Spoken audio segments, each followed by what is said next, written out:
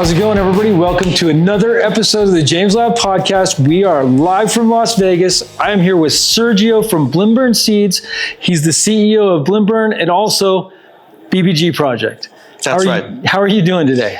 I'm doing good. I'm a little bit tired because I did a hike yesterday of the Grand Canyon. You know, getting ready for the mood of MJBiz before coming. You know, so but I'm doing okay. I'm super happy that I'm here with you. Yeah, it's so glad. We've been talking about doing an interview for a while. I'm glad we can do it here. MJBiz is going to be a little bit different this year. I think there's less people, but they do have the seed vault. I love that they're trying to focus an area on just seeds. I think that's a great thing, and I really like MJBiz. I think they bring a lot to the table as far as events go. It's the Spannabis or the Mary Jane of North America. Yeah, you're totally right. We had been in MJBiz from the very beginning. In fact, I think the first time that I walked the halls in MJBiz, it was in the Rio Hotel before they moved to the venue that they are now. And as a European company, we had been there with a booth for so many years. And you're right. I think until today, the most important events were in Europe, Spannabis, that is going to switch to Mary Jane right now. Yeah. And in the US, MJBiz in Vegas, always, from the very beginning. It's true that for the type of company that we have been involved with seeds, it has not that we have a bunch of people coming to the booth looking for seeds, but it's the place that we have the chance to get together with our existing customers in the US. Mm-hmm. So we normally, we do have the treasure to do more networking and to get together. Totally. Yeah, I mean, I love Mary Jane. I love Spannabis. That was my favorite event of the year, always. Right? It still has a special place in my heart. I know they're moving it, and it's not going to be what it was in Barcelona. They're moving to Bilbao. They're moving to the Basque country. That the food is much better in the Basque country than in Barcelona. I have to say that even that I'm Catalan. Yeah. But it's true, that Bilbao doesn't have an international airport. Mm-hmm. That's a problem. Right. And at the same time, you don't have all the social clubs. There is no social clubs in Bilbao. Yeah. So this is one of the things that probably, is going to be a good trade show. But the thing is that I think it's going to be a problem, for some international people to get there. And once they are there, sadly, they are not going to find what they found in Barcelona. Yeah. So I have to say, and my company has been always going, always been in Mary Jane. But last year it was the first time for me, mm-hmm. and I was fucking impressed. Wow. Mary Jane right now is the biggest fucking trade show in the world about cannabis. There's nothing like it. I agree 100%. No. It's like MJ and Spannabis together. So you get the business side of it, you get the culture side of it, and it's all married into one. And then there's all kinds of amazing events going along with it. Yep. And I love the way people in Germany are really adapting to cannabis and the legalization over there and embracing it. Yep. And it's a good sign for everybody. It is. Yep. This year we are back in Mary Jane, and I think we are really put a bunch of money and work in that trade show, because for us as a company I think it has become a moment that is too many trade shows. Yeah. I have to be very honest to you. In Europe, it's like there is a trade show, even two trade shows has been in the same country at the same in the same year, and at the end the way that the whole industry is developing, that people is like doing everything online. Mm-hmm. So if you do your homework and you do the things right, you have a trade show every day in your website. Yeah. So tell me a little bit about yourself. You're originally from Spain? I'm originally from Spain. I'm born and raised in Barcelona. Nice. It's true that I came to the States. I did the last year of high school. I did it here in the United States, in North Augusta, South Carolina, in 1989, 1990 was the year that I was here. I get into the industry in 2002. So I used the whole 2001 to get ready the company. We started with a company, it was called Green Guide Europe. Yeah. And we were a wholesale company. We were selling everything that you need to grow. So at the end, we were a B2B company, and we were selling grow equipment, paraphernalia, everything, to all the grow shops in Spain. And I started in the industry just like by accident. Wow. In the 90s, I was working, with a company in downtown Barcelona that they were selling everything that you will see in a tourist shop. So they were selling rolling papers, they were selling bongs, they were selling T-shirts. So I did another things by myself. And in 2001, my ex bosses, they call me and say, Sergio, what are you doing? In that time, I was the sales director and chief production of a company that were doing clothing. I was working in fashion. And they call me, Sergio, can you come? And we want to talk to you. I say, listen, we don't know what's going on, but there is shops opening all around Spain selling everything that you need to be able to grow cannabis your own, to be a home grower. So we got a little bit scared, we don't want to mix things, so we don't want to sell those kind of things in the same company that we have now. What about if we build up a company with you, we give you shares, and we give you exactly the money that you are making right now in the company that you are? And that's how I started. When I started in the industry, I didn't know. It was funny, when we were selling fertilizer, so I didn't understand what was the grow and the bloom in the nutrients, So I was totally an outsider. But it was in 2002, and we started doing wholesale in Spain. We started doing wholesale around Europe, going to all the trade shows in Europe in that time. Then I get really along with the guys from Holland, and at that time I become partners with Boys Ram Sahai. He's the actual owner of Royal Seeds. Yeah. And he was the owner in that time of High Life Trade Show and the Soft Secrets. So we got together to do the High Life Trade Show in Spain. Yeah. And we did like 3 years, We also helped them, to get Soft Secrets to Spain. I took companies from Holland and make them really popular in the Spanish market, like Biobit, for example. Mm-hmm. We worked for them for 4 years. So we got really involved into the industry. In that time, the market, for seed production, it switched from Holland to Switzerland. Mm-hmm. They had started having problems in Switzerland, and then they started to do things in Spain. Yeah. So many shop owners of grow shops, they were starting trying to do their breeding, with different genetics, and to start getting to the technique to feminize seeds. Yeah. All right. So Olier was there. He was part of that as well. In that time, the companies the first companies that they started with the techniques was Dinafem, that they are not in the business sadly anymore. Right. And I think that they became one of the biggest ones in the market for so many years. At the time, they were the biggest, I believe. Yeah. Also, was Sweet Seeds in that time. Mm-hmm. And also it was Eva Seeds. Yeah. And then, it's like everybody gets together, they learn. So at the end, but I think by the end of 2008, 2009, Spain probably was becoming one of the biggest seeds production in the world, working and doing seeds for so many people and so many companies around the world. Yeah. We were a wholesale company, so we be the guy in the middle. So getting seeds from seed producers and selling those seeds to other seed banks, also to other shops. And in that time, 2009, 2010, we started with Blimburn. Yeah. All right. We start very small. So at the end, BPG Projects was going Gap, doing B2B business. Yeah. And Blimburn was there. We were doing okay, but everything exploded when we started in the US market. Yeah. All right. We came to the US market around 2012, 2013. And it was because in that time, in 2012, we become really good friends with Steve D'Angelo. We met with Steve, and we took him to do a speech in a trade show that I was a director in that time. It was Expo Grow Irún. So we get together. In that time, I remember the first time that I went for lunch with him in Barcelona, and I was like, hey, Steve, I want to get American genetics. Yeah. How can I do it, So I started traveling to the US. I got involved also with RView, that Steve was really involved there. Mm-hmm. So I was going to all the RVs and I started knowing so many people, all right? In that time, my ex-partner that is from Wells, he was like, oh, Sergio, I know that you were doing so many things in the States. In that time, we were like, okay, we need to produce in the United States. We need a license, okay? So we got into a license with my partner from Wells because we were doing fulfillment for companies in Europe that they were selling online here in the United States. So it's like, okay, we are doing fulfillment. We start with a license. We were behind really big brands, and together with Max Partner, we have a really good company in internet.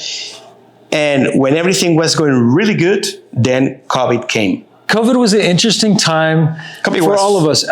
We were in the beginning, I was a little scared of what was going to happen. I think everybody was.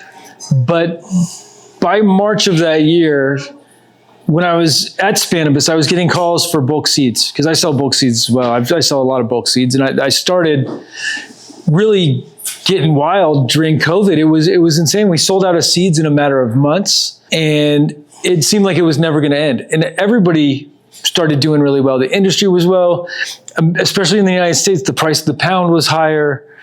Seeds were just flying. Everyone was growing autoflower. They first started really growing autoflower heavy around that time. They'd been growing them in 2018, 19, but once it hit during COVID, it went crazy. Autoflower became a standard for some farmers, which it still is for certain farmers in certain applications. I love autoflower. I think for the right farmer, it's the perfect thing. Yeah, COVID was like, as you say, everybody got so scared, because we are Europeans, even though we had already done our deals in the States. So we were like, hey, if they close the borders, we are not able to fly. I lost the license. We bought a license before COVID. Oh, wow. We lost it. Everything, We bought the license, then like 1 month, 2 months after, COVID came, so we couldn't fly our expertise to do seeds here. We stayed paying the rent for a whole year without being able to do anything. And after a year, because we didn't see the end, and we were like, we talked with the landlord, say, listen, we are not going to pay more the rent. Say, wait, you are going to lose everything. We didn't even start the inside work. Yeah. All right. And we say, okay, I'm sorry, So it's like, so we lost everything at that time. But at the same time, I remember that I was talking with my expert and said, listen, we are going to stop all the investments. Mm-hmm. We need to be very careful. And when high season came, like March, April, our own websites and the websites that we were doing fulfillment for them, they were exploding. Yeah. We are talking about the increases. It was fucking crazy. We were like, what's going on with home growers in the United States? Well, it was everywhere in the world. Right. All the companies, they need to change. I have a really good friends in Europe that they are really big companies that they sell everything. So they have to switch, from big filters to small filters back again to small tents because everybody was like, okay, I'm locked up in my house. I use cannabis. I'm going to grow. Yeah. And of course, when COVID ended, everything, changed. But I think also, I don't think it's because they were less growers or the people decide not to grow. I think because after COVID, the United States was like a booming for seeds. Mm-hmm. So many people got into the game. So the whole cake got split in much more. Yeah, that market share got divided up a lot more. Exactly. For sure. That's what happened, I think. But the companies that they are doing good and they are being professional, they're still going up. Of course, the ones that they have some kind of monopoly at the beginning, they had been seen cut off, their profits a lot. Yeah, it's interesting because I feel like there's still room for people that are doing quality. There always will be. And consistency. I think consistency and quality are so important. And there's a lot of these new seed companies that just come to market. They have hype behind them. They have some nice crosses that sounds good. And then all of a sudden they're gone. I always say, we are a seed company, but we are a marketing company. We are a fulfillment company where we are very, very good in internet. We have like a company for each side of the group, So you can have the best product in the world. Yep. If you don't if you don't have the logistic, do it in a professional way, and if you don't know how to communicate and get to the customer, it's nothing that you can do, even though you have the best product in the world. Well, yeah, and it's like, you can sell a $250 seed pack to one guy, but how are you going to get that to everybody? Yeah, that's right. And it's scaling, it becomes difficult. And I'm learning that myself. We've gone through this, especially in the last couple of years, is like, okay, how do we scale the business properly, maintain quality, and scale properly where we're giving people quality clones, quality seeds.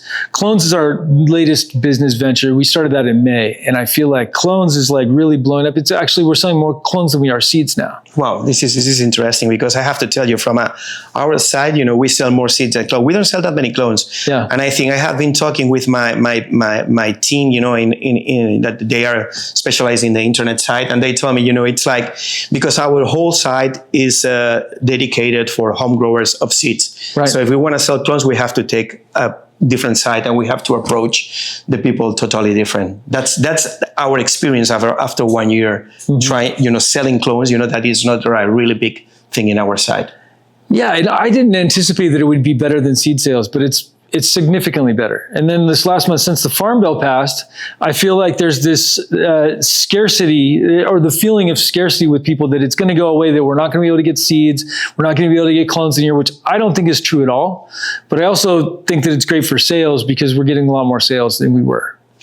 Yeah, let's see, well, I have to tell you that we did our record in this last Black Friday. Yeah. So we are really satisfied with what's going on. And one of the things that make us so proud is that 45 of the sales that we do monthly, these people that reorder from us. Nice. So that's our thing that we are really proud of it. Yeah, that's incredible. Yeah. Yeah, it's wild. And then, it's like that just makes up such a big part of your business, is getting those reorders. Yeah, I think that's very important. And we always say, we spend so much money, to make new customers. And I think, people, they forget to focus in the customers that they already have, because they already have bought from you. Yeah. So I think, it's like, for a company, it has to be one of the most important things, When you have a very large library of seeds available, larger than I think anybody else that I've seen. The biggest library. The way that, we are not breeders. I will say that, and I say it openly. Yeah. We are seed producers, and we work with the best seeds producers in the world. Yeah. The only way that you are able to have a catalog that the one that we have is when you work with a bunch of really good breeders. All right. That's the only way. I also have to be very honest to you. We have more than 1,000 different names in our library. Yeah. I have to tell you that most, probably real will be like 450, 350 strains, because I have to say, there is a problem that I know that, because we have been in the business for so long. So I know seeds that are being sold to different companies, and they rename all the time. So you have one strain that probably has like 10 different names. Oh, literally 15 different names. So Phylos, they actually have documented studies at Phylos. When Phylos was studying different cultivars, they had 97 different things, or that they thought were different things. They were all LG Kush, but with different names. Yep. And it's like, and this happens all the time. We call it cut fishing, where somebody will sell something to benefit. They'll change the name of it to sell people. And it happens all the time that people, it's not different phenotypes either. It's just plain out renamed. But also the people gets really mad if you use this exactly the same name as they are. So you are like, we always say, we are like, okay, if we change the name, we are doing it wrong. If we keep the name, we are doing it wrong. And you can't win sometimes. I have had this conversation with so many people in the industry, and I say, guys, look at what's going on with wine. All right. At the end, you don't have that many strains of wine. You have the Pinot Noir, you have, like Tempranillo in Spain. Yeah. So at the end, it's like, we don't have like 1,000 different strains of grape. Okay. And that's probably, there is some kind of difference between one and the other one, because also, they are in the different climate, but they stick to the name. At the end, what they are doing is they're promoting the winery, promoting the seed bank. Right. So I think, at the end, if we don't try to go that way, it's going to go crazy. At the end, I'm going to have in my library no 1,000 names. I'm going to have 5,000 names. Right. Yeah, our solution is MyFlora DNA. So we work with MyFlora. They do fingerprinting. And so they basically will fingerprint your genetics. It's not an expensive test, but we try to keep it. So if we're getting other people's stuff in, it goes through MyFlora. We compare it with SNPs. And so using science, I don't think it's 100% either, though. I think that it's very good. And at least we're trying to move forward in that direction. But it's tough to keep people honest, too.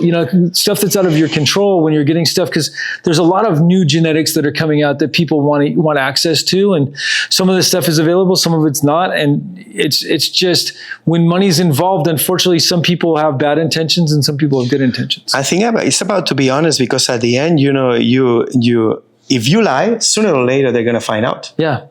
So it's like, you need to be straight, It's one of the things that we are really considering our company. We always have to tell the truth, because if you try to trick people, this is going to blow in your face. It eventually comes full circle. That's right. That's right. And you can see it, you see how many, if you see this industry, for us that we are a company that we have been around for so many years, you see the people that is honest. The people that is in this industry for more than 20 years is because most probably they are doing something right. Yeah. Most of them have integrity. Yeah. And I've seen a lot of them at Spanibus for the last 15 years. So, yeah. But yeah, it's an interesting market too. I mean, with seeds, now with everything going back and forth, there's so many different genetics available, you know, and it's like these different expressions, and then they get popular, but it's not like the staples were when we were younger. You know, even 10 years ago, it was like there was only a handful of genetics and they were popular for a lot longer. Now it's like stuff is popular for a couple months. They're on to something new 3 months later. Welcome to the new world. It's not about cannabis. It's about everything. Everything once, you know, the people is like, okay, I like this. Okay, I use it for a month. Now it's old. I want a new one. Yeah. But it's happening, you know, with everything. It's happening with clothes. It's happening with music. It's happening with everything. You know, people want the things, you know, like fast, and when they have it, they don't even have time to enjoy it or to learn about it. Right, to fully because appreciate also, you know, it. for genetics, you know, it's like I always say, you know, probably people buy one time they buy this genetic, the next time they buy another one, but probably they didn't do it right the first time that they grow it, because each genetic needs a little. You need to learn, you know, of what you know. Probably you are not going to have you're not going to take all the best of one strain the first time that you grow it. Mm-hmm. And when you start doing it a little bit good, probably you change. Yeah. Yeah. Yeah, it's so because quality is so subjective to the individual either. And we all have our own unique body chemistry. So this plant is so diverse in the sense that what works for one person might not work for you, might not work for me. So you really need to learn how you respond to the plants. And I think that takes a lot of data points over a long period of time to really fully understand it. That's right, but it's something, you know, that's how in the industry goes. You know, you have like, you're going to have also, you are going to have the people that they really know what they're doing. Yeah. And probably those people that they really know what they're doing, they are also, probably they are not the biggest buyers of seeds, because they have already their network. Right. And they know how to get that clone from that place, you know. I'm talking about the people that they're really, really good growers. So at the end, you know, it's like most of the home growers are average growers. You know, there's people, you know, that you need years, you know, to be able to do well, you know, when you're growing. To do it really well. That's right. But I feel like the home growers are by far the most passionate and the most loyal, and the most, as you can see with that many return buyers, it's like they're loyal, they're very passionate, they love cannabis. Some of them aren't the best growers, but some of them are. I feel like homegrown cannabis is still the best. It's better than mass produced. For the most part, you know, the guys that do small batch, that's the best quality still. You know, if we are talking about flower, you know, I think, you know, any corporate company, any big company will be able to develop quality. I think it's impossible. Yeah. Yeah. Yeah, it's very difficult. Yeah. So tell me about BBG. Well, BBG is the company that we started. You know, BBG is you know, Green Guide Europe. I got bankrupt, okay, in the industry. So when in 2008, 2009, we were a really big company in Spain, and at that time we were selling to all the grow shops, and we were selling in credit. So you were able to buy from me and pay me in 30, 60, 90 days. All right, we were using the banks for that. So if we do a sale, we go to the bank gives us the money before, and then the customer paid to my bank. Mm-hmm. All right. But in that time, you know, the big financial crisis came worldwide. So from one day to the other one, our bank called us and say, listen, if your credit is like $500,000, now you have half of it. So we were like, whoa, fuck, what's going on? Okay. And also at that time, we were really into, okay, we are going to represent brands. So we were working with few brands because we didn't want to be like a marketplace. Okay. I saw how my friends has developed in the past. You know, I can tell you, you know, Ortitec or Planta Sur. Sure. You know, they're companies now that they have like 150, 200 employees, you know, moving a bunch of money, but probably, you know, with not that big margin profit. So, okay, there were two things. I didn't want to play the game, having a bunch of products, and then the financial crisis came to worldwide, so we didn't have the resources to be able to start being a professional company, develop, you know, and delivering to my customers. So we went totally broke. So Green Guide Europe died, and we started with BBG Projects. BBG Projects is Blimburn, Bio Iowa, that it was a nutrient company that I started like 15 years ago that we stopped it after 5 years. And Guia de Grows. Guia de Grows, it was a place in internet that you were able to find your grow shop. So if you wanted to find a grow shop in Spain, you were going to my site. So I start BBG Projects with Blimburn, Bio Iowa, and Guia de Grows. And also we were doing bulk. And this is until today. So we have become a really big player about seeds, selling seeds, to seed banks, licensed producers, grow shops, everybody. And we have become a global company. Yeah. We have been one of the first ones to be in Thailand when Thailand opened it. Also one of the first ones to go back to close the company in Thailand, like many others. Right. But also, we were one of the first companies that we started in Chile when Chile started, starting with grow shops and everything. And Latin America, we were doing really good in that time. But in one moment, we have to take a decision. We were like, okay, you need to focus on the end. So we decide to focus in the US. So we put all our effort, all our work in fulfilling and websites. Yeah. So that's what it brought us where we are now. Europe is still really big for us. Don't misunderstand me. But the rest of the world, it's like, okay, we did some things in South Africa. Yeah, we do some sales in South Africa. We're still doing sales, in Thailand. We do things in Latin America. But the big thing, the big business, is United States. And of course, after, Europe. Yeah. So how has the Brexit affected you guys? Has that affected you guys at all? Yes, of course. But it affects mass to my customers there, So we needed to do a UK company to be able to supply. And of course, everything, was so fast and also was when COVID. So two things got together. So we were supplying to really big companies in the UK. And in that time, so many companies that we were supplying in UK, those seeds didn't end up in UK. They were sending those seeds to the United States. Right. So that's why we understand the whole game, and that's why we came here to do the things. Okay. So yeah, it affects us, but most of the companies that we were supplying, they at the end they end up opening companies in Spain. So switch to some of them, we supply them in Spain instead of the UK. But the UK has, for seeds, went down dramatically, because UK was really big because of the United States. And after, the change in the States, about seeds being considered hemp. Yeah. There's no reason for people to buy seeds from Europe overseas and to wait for them to cross the border, They come without the packaging. You don't know if they will come or they will not, Right. That's finished. Oh, let's see what happened after the news that we got 2 weeks ago. Yeah, when Congress pushed that bill in, that's going to eliminate THCA. It's going to eliminate potentially seeds and clones. I mean, that's an interpretation. Yeah. What really happens is to be decided. I think there's still 11 months left before we see what happens completely. They can rewrite the law within that period of time. So many things can change. And I think a lot of people are scared that it's all going to go away. And it's good for business. I'm not going to lie. But I also think that we need to look at this, the seeds. How are they going to test it, right? How can they test the seeds? Because it's non-detect for THC. So to say that, the way they're going to get people is, okay, well, we busted your grow and you're making seeds, now you're in trouble. You can't say that some seeds that are out there are hot or dirty or potentially bad without growing them out. So I think it's going to be really difficult for enforcement. I think enforcement is going to be the most difficult part of trying to get rid of seeds, and I don't think it's going to happen.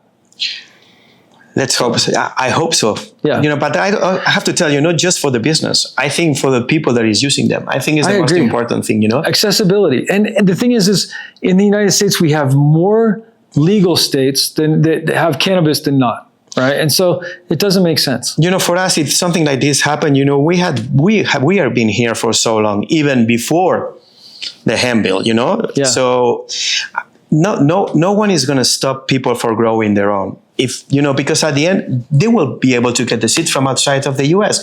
I think, the U.S., is making a really big mistakes. First of all, for the people itself, because of the freedom. But second one, for the money that they are losing. Yeah. It's like the United States has things are changing. So many seed production is being switched now to United States. Right. We see that, we buy more and more from the United States instead of Europe that we were doing in the past, So at the end, it's like, okay, you could be a leader, for seed production. Yeah. The way, everything you have done until now, there is people at the end, you have the legal market to be able to supply the rest of the world. Right.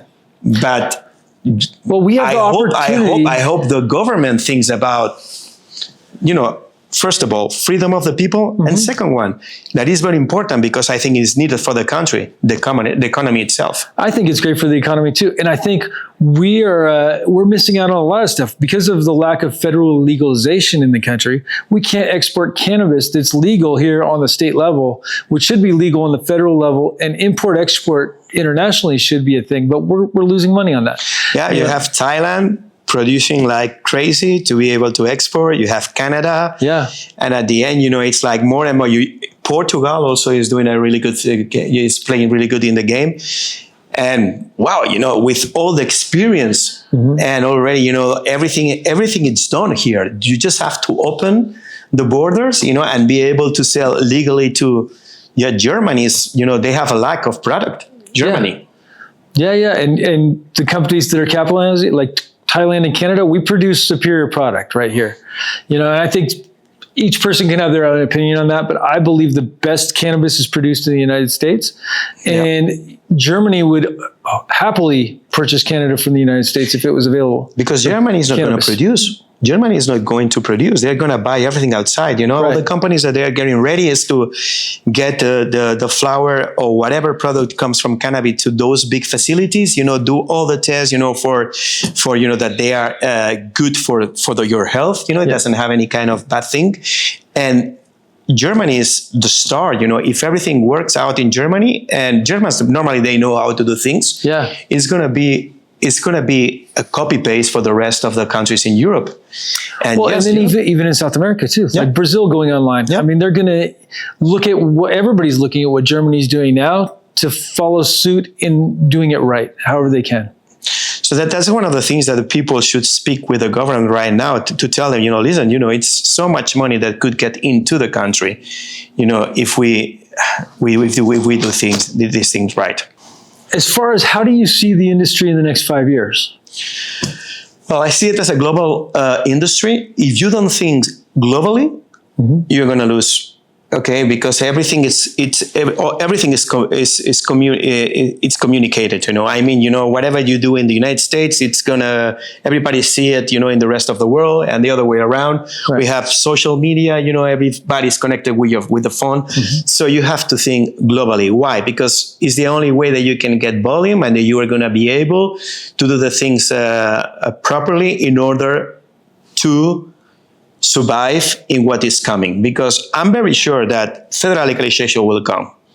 Sooner or later. In the moment that it comes, there is a bunch of companies that they are not in the cannabis industry yet, with money that they can spend money like crazy, that they're going to try to get into the market. They will get into the market. They will do it by themselves, or they will buy another companies. So if you don't do your homework right now, it's going to be a little bit difficult to be able to compete.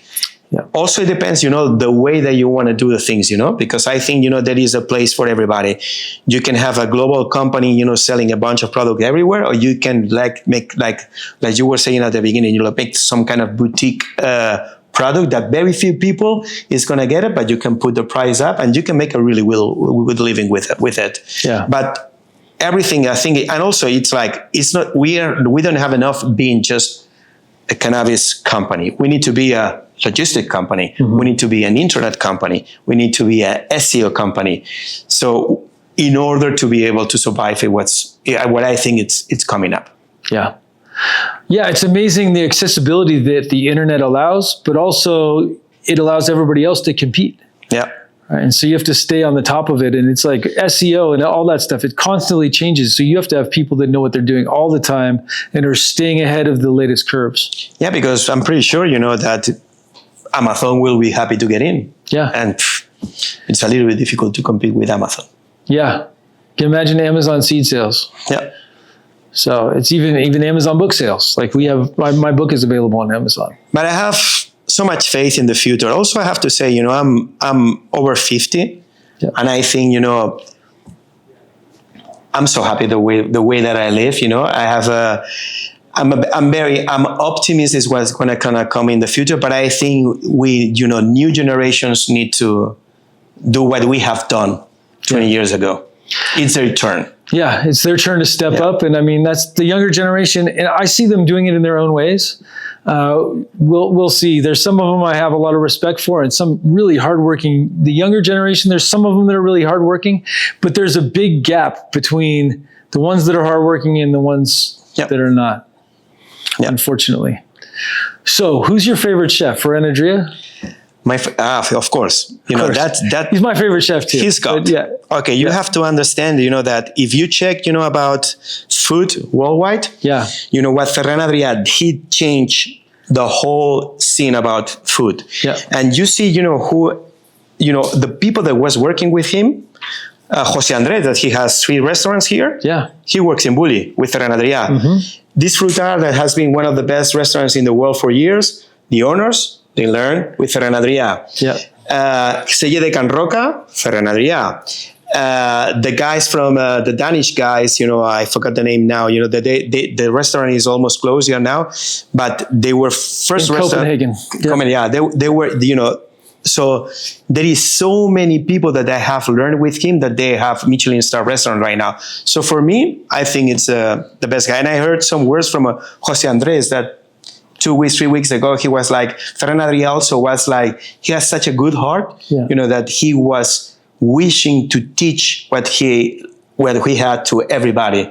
He wasn't like greedy, like, okay, I keep this for me, so I still the best one, He teach everyone, to how to cook. Yeah. Yeah.